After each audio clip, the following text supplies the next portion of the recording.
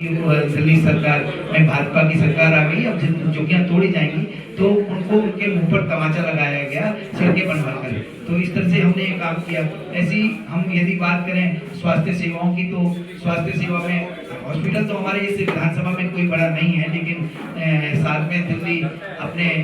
जो जीटीबी है, अपने राजीव गांधी है या अपने निवास है, यहाँ पर जो हमारे पास साधना विधानसभा में जितने भी लोग आते हैं कि भैया एडमिशन नहीं मिला तो उनको एडमिशन दिलाना, उनके स्वास्थ्य का ख्याल करना। और साथ में प्रधानमंत्री आयुष्मान आरोग्य मंदिर 8 बन चुके हैं, 7 प्रोसेस में है। इस तरह से काम किया गया। और साथ में यदि हम बात करें आपके शिक्षा की बात करें, हमारे देश के यशस्वी प्रधानमंत्री श्री नरेंद्र मोदी जी ने नई शिक्षा नीति 2020 लागू की थी, लेकिन पूर्ववर्ती सरकार ने अपने विद्यालयों में उसको लागू नहीं किया, जिसके अंदर बिल्कुल एकदम स्पष्ट है कि आपके निपुण, जिसमें 8वीं कक्षा तक जो बच्चे थोड़ा कमजोर होते हैं पढ़ाई में, उनको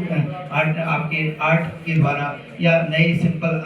एग्जाम्पल्स के द्वारा पढ़ाया जाए, जिससे कि वो भी साथ चले। साथ में ऐसी नींव के माध्यम से 6ठी कक्षा से लेकर 12वीं कक्षा तक के विद्यार्थियों को उनकी रुचि के अनुसार उनको ट्रेनिंग देना, जिससे कि 12वीं कक्षा पास करने के बाद वो अपने या तो रोजगार देने वाला बने या रोजगार लेने वाला, रोजगार भी उसको आसानी से मिल जाए। क्योंकि स्किल ना होने की वजह से देश को बहुत दूसरे देशों पर डिपेंड होना पड़ता था, फैक्ट्रियों में भी वर्कर्स नहीं मिल पाते थे। उस शिक्षा नीति को लागू किया। जैसे राष्ट्र नीति, तीसरा पॉइंट है उसके अंदर, राष्ट्र के लिए हमें करना क्या चाहिए, किस तरह की नीति होनी चाहिए, सब बच्चों को बताया जा रहा है। साथ में ही हमारे साइंस ऑफ लिविंग में बाकायदा क्या खाना है, क्या नहीं खाना है, कब खाना है, कैसे खाना है, क्या करना चाहिए सेहत के लिए, योगा के माध्यम से, फिजिकल फिटनेस के माध्यम से, ये सब चारों बातें जो हमारे शारदा विधानसभा में 19 विद्यालय सरकारी विद्यालय, जिसके अंदर और प्लस 4 एडिट विद्यालय, एडिट सरकार के द्वारा एड दी जाती है। तो 30 विद्यालयों में इसको ग्राउंड लेवल पर चालू कर दिया गया। और डे टू डे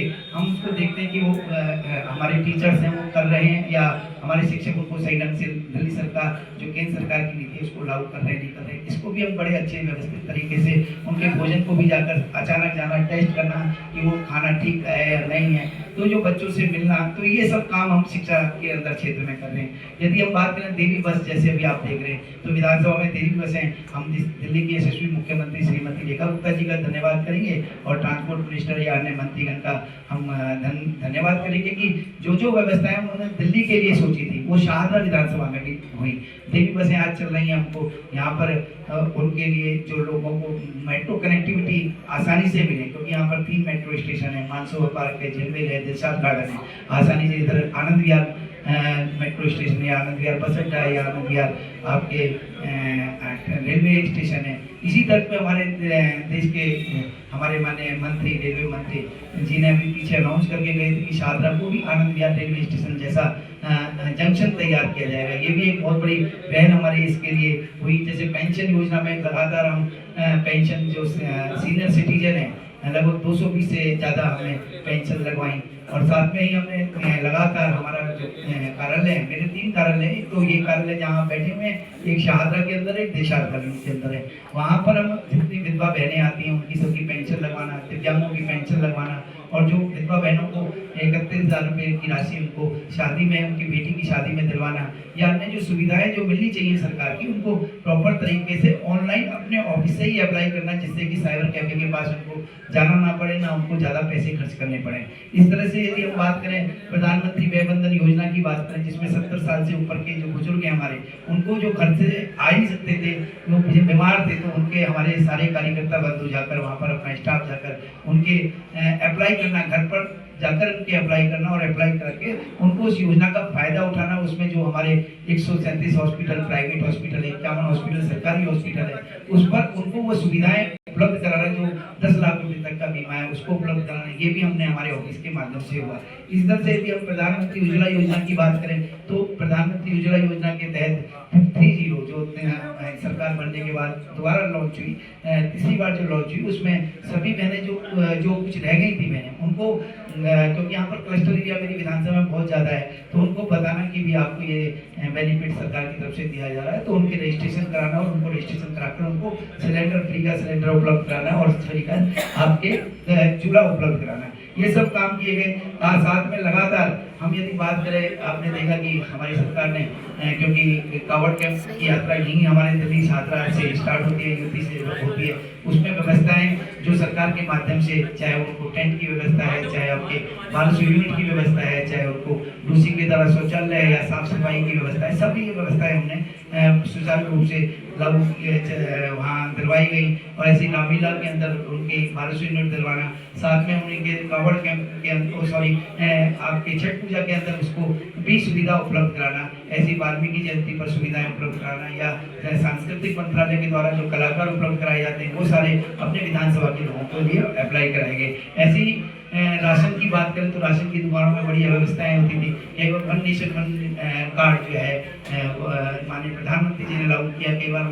राशन नहीं देते थे विधानसभा में जो आते थे लोग, तो उनको राशन उपलब्ध कराना, उनके अधिकारों को उनको बताना और दुकानदारों को कहना कि सही वेट उनको दिया जाए, तो प्रॉपर तरीके से टाइम टू टाइम चेक करना जाकर। ऐसे ही हम यदि बात करें आपके हमारे जन सुनवाई कार्यक्रम हुए पूरी विधानसभा में, तो उनको जिसमें डीएम और एसडीएम महोदय सब रहे और रहकर उनकी बातों को जो सरकारी जो अधिकारी हैं उनको सही तरीके से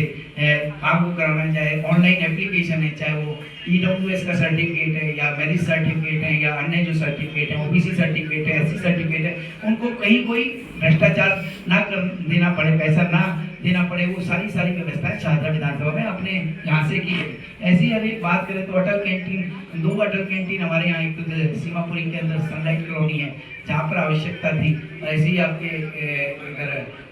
आपके झलमिल कॉलोनी है कृष्णा मार्केट, वहाँ पर भी 5 रुपये का 4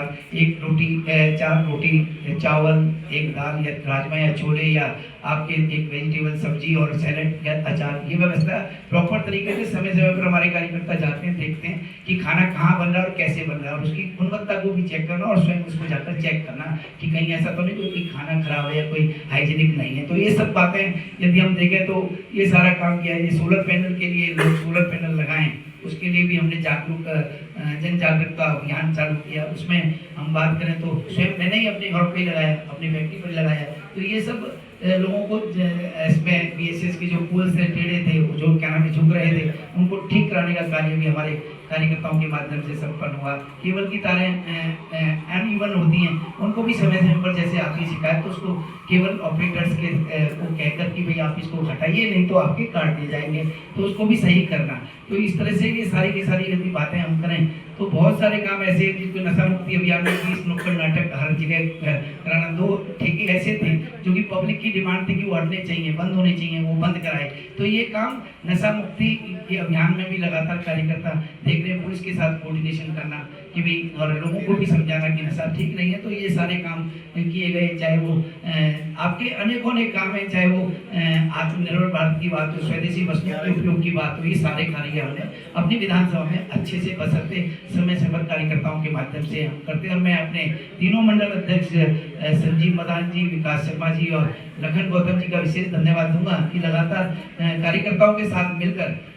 मेरे को भी समय पर मेरे कार्यकर्ता बंधु सजेशन देते रहते हैं। और मैं विशेष रूप से 1 साल के लिए जो हमारी यहाँ की शाहदरा की जनता है उन सबका भी धन्यवाद दूंगा कि वो एक सजेशन के रूप में कि ये क्या करना है, क्या नहीं करना है और कैसे करना है वो बताना, और उसको हम चाहे विधानसभा के लेवल पर उठाना हो, चाहे माननीय मुख्यमंत्री जी को कहना हो या माननीय मंत्री को कहना हो, तो उन सब बातों को कहकर वहाँ पर करवाना, ये हमारी प्राथमिकता रहती है। तो इसीलिए 1 साल ऐसे निकल गया, हमको भी नहीं पता लगा 1 साल कब ऐसे चला गया। और मेरा फोन नंबर 24/7 चलता है, तो इसमें आज तक कोई आपको पूरी विधानसभा में एक व्यक्ति नहीं मिल सकता कि संजय गोयल को फोन किया हो और संजय गोयल ने अपना फोन नहीं उठाया हो या फोन नहीं उठाकर कॉल बैक नहीं आई हो, तो एक व्यक्ति आपको नहीं मिल सकता मेरी विधानसभा में। तो मैं हमेशा ये कोशिश रहती है कि जब जनता ने जिस विश्वास के साथ हमें चुना है और मेरी पार्टी को मौका दिया है सरकार बनाने का, तो मेरा दायित्व बनता है कि मैं उस काम को बखूबी बड़ी ईमानदारी से, स्पष्टता से और कार्य करूं। और फिर भी बहुत सारी कमियां हैं जो मैं समझता हूं कि अभी हैं, क्योंकि एक दिन में तो कुछ नहीं हो सकता। मैं इस बार 100 वर्ष से ज़्यादा 100 करोड़ का जो फंड है वो 30% ऑफ द टोटल एरिया लगभग मेरे को लगता है कि इस साल आपको सड़कें नहीं बनी दिखाई दे जाएंगी। आपको दिल्ली जल बोर्ड की जो है वैसी दिल्ली जल बोर्ड की जो सीवर लाइन है वो डैमेज थी, या पाइपलाइन जो वाटर सप्लाई पाइपलाइन थी वो डैमेज थी, वो कई लगभग 11 करोड़ रुपए की लागत से, और जहाँ जहाँ अभी भी शिकायत आ रही है वो सब चेंज हो रही है। हमारी प्राथमिकता ये है कि